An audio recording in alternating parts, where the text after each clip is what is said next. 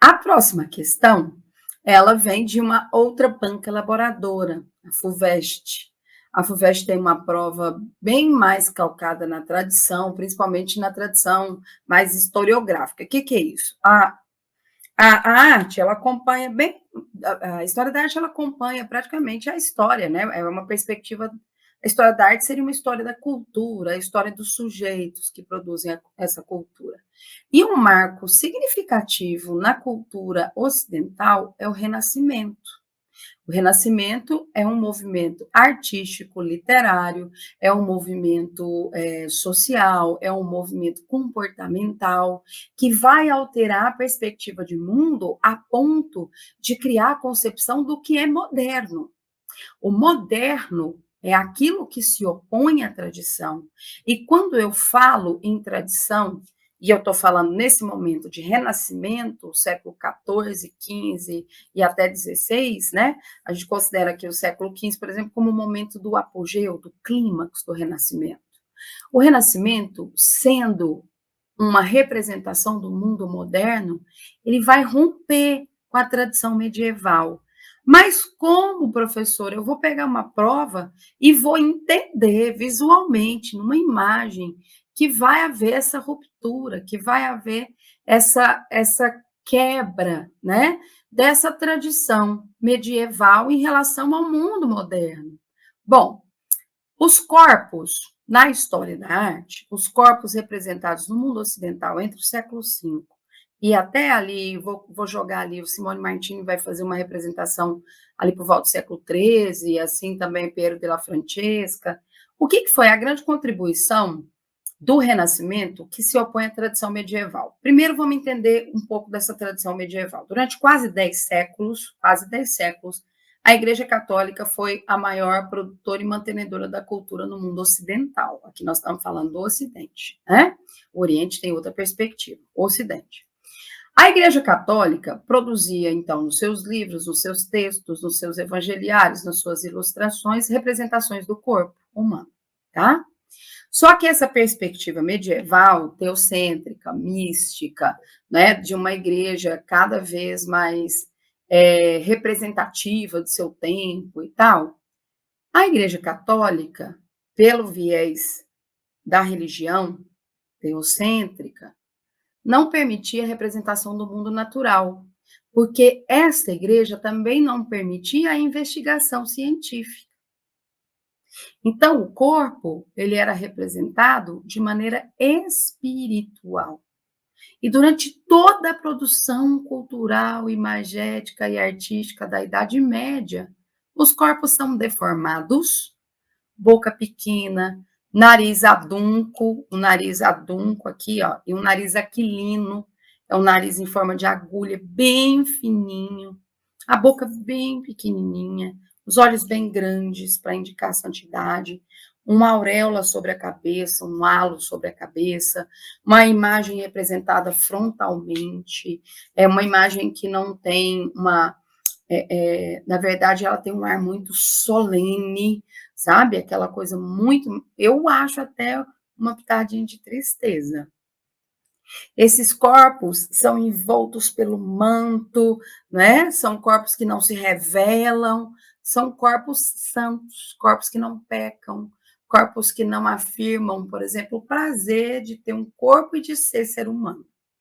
Pela perspectiva moderna, e como eu volto a dizer, o Renascimento é muito abrangente, ele vai pegar filosofia, ele vai pegar, né, todas as áreas do pensamento, a produção de um método científico, Descartes vai escrever, né, discurso do método, que é importante, você tem Shakespeare na produção teatral, Leonardo da Vinci e Michelangelo na dissecação de cadáveres. Então, a arte no Renascimento ela está profundamente ligada à ciência, profundamente ligada à ciência. E a ciência, inclusive, na arte, terá uma representação matemática. Por quê? Se a Igreja Católica não permitir a representação do espaço, olha só, aqui atrás de mim, você olha pela câmera, você está vendo ali, ó, você tem uma noção de espaço tridimensional, tem a estante cheia de livro ali atrás de mim, então você tem um efeito 3D. Essa representação desse efeito 3D, deixa eu passar para cá, que você está vendo aqui, Isso aqui não é permitido na Idade Média. Na Idade Média, a Terra é plana, ela é bidimensional e é o centro do universo, lá no sistema ptolomaico. Como você tem uma revolução, que é a Revolução Copernicana, cara, que coisa linda, a arte vai representar isso.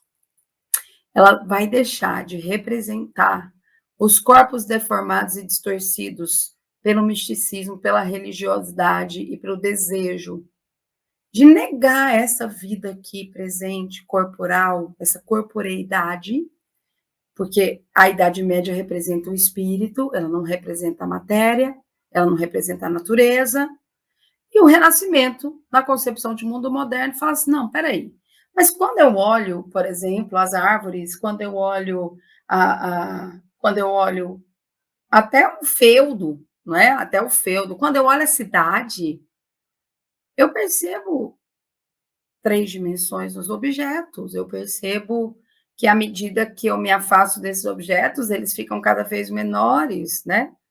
É um exercício, inclusive, desses artistas de observarem a natureza de uma maneira direta e de traduzirem essa natureza numa linguagem não só gráfica, pictórica, como também numa linguagem matemática científica. E a FUVEST colocou lindamente o Botticelli. O Botticelli é um artista que foi muito bem patrocinado pela família Uffizi de Florença. O mecenato é uma questão importante para a arte da Renascença. Os mecenas são burgueses e até mesmo a igreja, que vai patrocinar esses artistas para que eles possam produzir essas obras que representem a mentalidade moderna. A FUVEST colocou a Primavera do Botticelli, né? É uma alegoria da fertilidade. Fertilidade essa que era imensamente desejada pelas mulheres e pelas famílias burguesas aí do século XV, do século XVI. Esse quadro é lindíssimo e ele faz referência à mitologia clássica, já que Renascimento, além de se opor ao mundo medieval, além de se opor à tradição, o Renascimento é também um momento de revalorização do mundo clássico. E características do mundo clássico que estão até hoje no nosso cotidiano, idealização da beleza, as narrativas construídas ali na mitologia. Se você já estudou filosofia, você sabe que a filosofia, de uma certa maneira, deriva dessa narrativa mítica, né? Dessa narrativa mitológica. Então, a primavera é o momento em que a natureza celebra a fertilidade, você tem a presença das três musas. Repara que essas três musas, elas são representadas pelo Botticelli com as curvas de Botticelli, as pregas de Botticelli. Ele tinha o hábito de fazer essas imagens com esses tecidos esvoaçantes, assim, para dar dinamismo, para dar fluidez mesmo na forma, sabe? Para dar até uma noção de volume. E quando o Botticelli faz essas mulheres, ele coloca a perspectiva, inclusive, delas estarem grávidas, para remeter à ideia de fertilidade, né? A gente tem aqui, ó, à direita da tela, tá Zéfiro, o vento, com flora ou clores, né? Clorofila ou a própria flora. Ali no meio, a primavera, num gesto, meus amores, dos santos medievais. Só que aqui ela é uma mulher moderna, ela veste joias, inclusive, do período do Renascimento, e acima dela o Cupido, o amor, ou o Eros, com seu olho tampado, pronto para flechar aqui todos os seres humanos e também os seres mitológicos. Aparece ali, possivelmente, Apolo, que é deus da beleza, né? Ele está ali como se colhesse uma fruta no jardim do Éden. Existe muito no Renascimento, eu peço que você fique muito atento, muito atenta a uma reinterpretação de Platão e da sua concepção, inclusive, de que a beleza está ligada à verdade. Essa concepção na história é chamada de neoplatonismo. Então, o que esses artistas fazem? Eles vão juntar imagens mitológicas com imagens da tradição cristã. E a Primavera do Botticelli é uma imagem neoplatônica em que o artista vai aplicar uma técnica que é, assim, a revolução da pintura no Renascimento. Perspectiva, perspectiva, representação das 3 dimensões, representação do espaço, representação do mundo natural, inclusive utilizando uma linguagem matemática, tá? Que é o efeito 3D, garantido inclusive por pontos de fuga. Além disso, a tinta a óleo ajuda bastante, porque a tinta a óleo vai dar uma perspectiva cada vez mais real. Bom, FUVEST 2021. A imagem é considerada uma das referências do movimento artístico e cultural denominado Renascimento. Analise atentamente. Essa imagem pode ser considerada renascentista por quê? Representa as personagens de forma simbólica e recorre a temas da doutrina cristã. Doutrina cristã, Idade Média, né? Doutrina é o conjunto de práticas que se espera que o fiel execute, que o fiel cumpra durante sua vida aqui na Terra. Aqui a gente tem um tema considerado pagão e não cristão, tá? Reforça a perspectiva teocêntrica? Não. Ao representar a Virgem Maria no centro da composição pictórica, ela bem que se parece, né, com o gesto da santa e da bênção, mas ela é uma entidade mitológica, ela é a primavera. Retoma o tema da pureza da alma feminina, estabelecendo uma releitura narrativa sobre o pecado original. Olha, tem até algum elemento ou outro que pode ser, mas vamos continuar? Vamos lá? Na D, adota o contraste dramático entre tons claros e escuros, em sintonia com as tensões religiosas do período. Olha, pessoas, essa D aí corresponde ao barroco, tá? O barroco é que vai ter esse dualismo, essa oposição entre o claro e o escuro, para representar também uma oposição ideológica entre reforma e contra-reforma.